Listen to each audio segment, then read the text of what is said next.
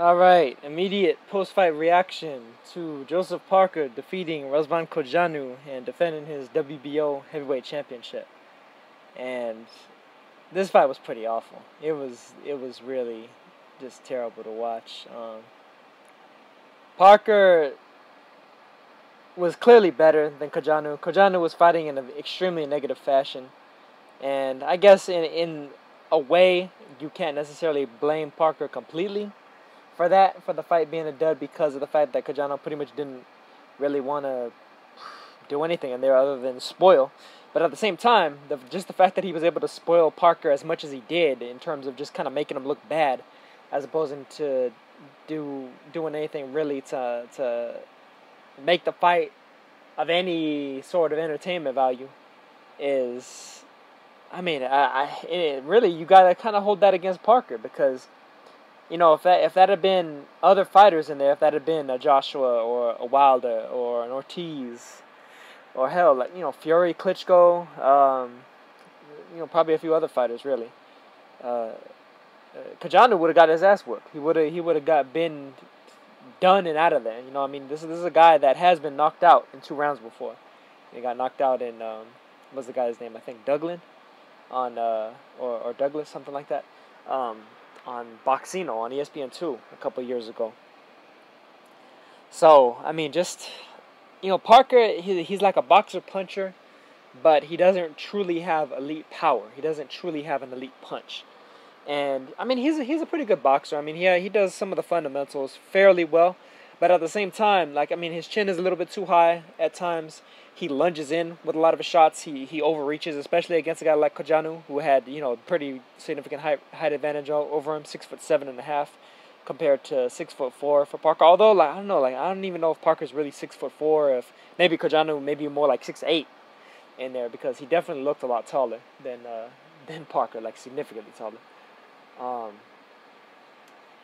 Yeah, man, it's just Parker is a strange one, man. Like, he just reminds me too much of, like, the past era of heavyweight boxing, like the past 15 years of heavyweight boxing, where it's like we had Chris Bird, John Ruiz, Nikolai Valuev, Ruslan Shagayev, just all these really mediocre champions, you know, like, no, and I'll say that, like, you know, yeah, they were champions, you know, they had title belts and everything, but in the grand scheme of what heavyweight championship boxing is, they were absolutely mediocre. They weren't mediocre compared to the rest of the fighters on the planet, of course, but compared to heavyweight championship boxing, as it's always stood, they were mediocre as hell. You know, just, he reminds me of those guys. He reminds me of those guys. You know, if I was to put him against any one of those guys in their primes, I'm not sure that Parker beats them. I'm really not. I'm really not sure that Parker beats any of them, to be completely honest. Yeah,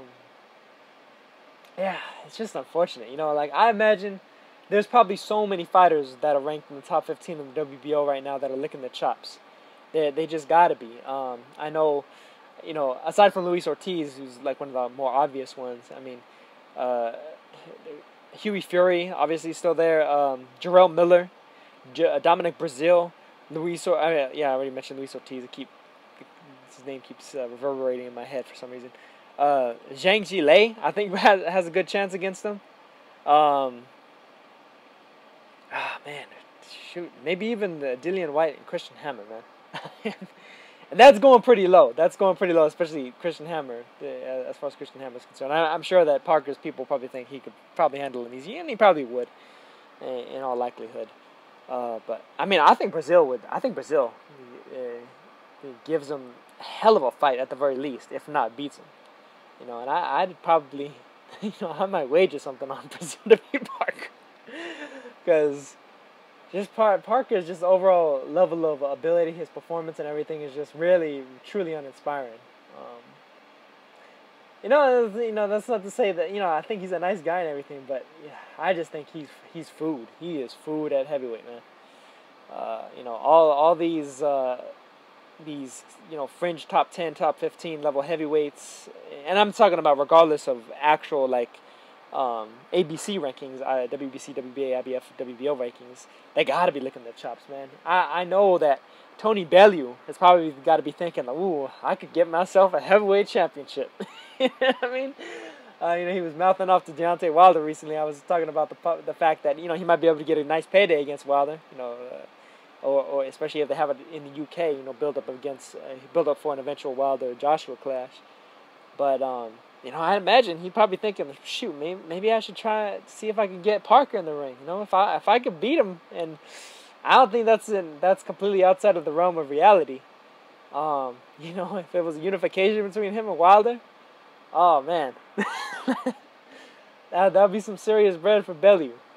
But yeah, man, Parker, he's really not a very impressive fighter. He's a good boxer and everything. He was good enough, obviously, to win the title belt and everything. But man, it just screams paper champion all over the place. He's the Lee Selby of the heavyweight division. He's the Terry Flanagan of the heavyweight division. He's the Ricky Burns of the heavyweight division. He's just the guy that just looks like food out here. He's the Jarrett Hurd of the heavyweight division. You know what I mean?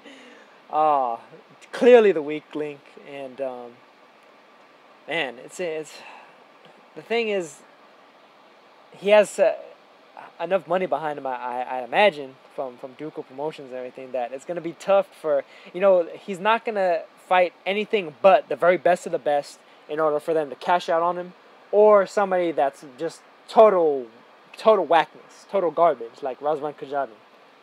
And he's just going to look mediocre against the likes of a Cojanu or even an Andy Ruiz, who he might have even potentially lost that fight. Or he's going to get completely obliterated by Ortiz, Wilder, Joshua, Fury, Klitschko, etc. There's really no in between for the guy. And it's really unfortunate. It's really unfortunate because, to be honest, I think that there are a couple of pretty good fights to be had with him.